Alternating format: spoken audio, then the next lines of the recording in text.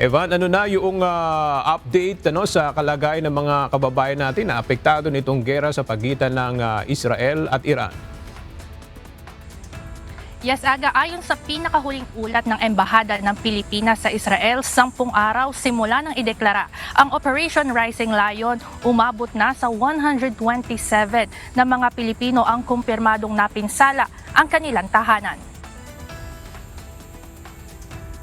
Sa inilabas na talaan ng Embahada, 118 sa mga ito ang kasalukuyang nasa temporary housing accommodations habang 9 naman ang pinoproseso pa ang kanilang resettlement.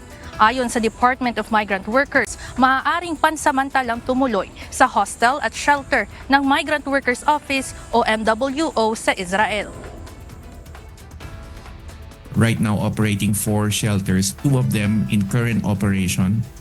So that's where the 53 are. And 2 are on reserve. We booked the hostels and they are on reserve in case they will be so needed.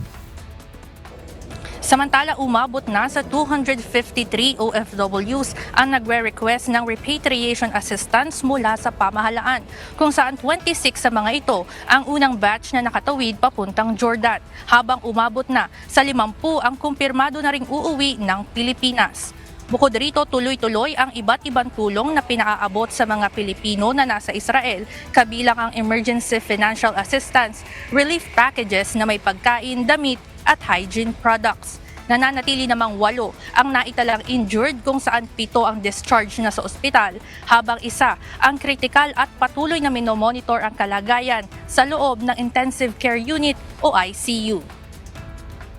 Aga, simula ng itaas ng Department of Foreign Affairs o DFA ang Alert Level 3 sa Israel at Iran, mariin ang paalala ng mga embahada ng Pilipinas sa parehong bansa na makipag-ugnayan ang mga Pilipinong naroroon na nais mag-avail ng repatriation program mula sa pamahalaan upang hindi na tuluyang madamay sa nangyayaring gera ngayon sa Middle East.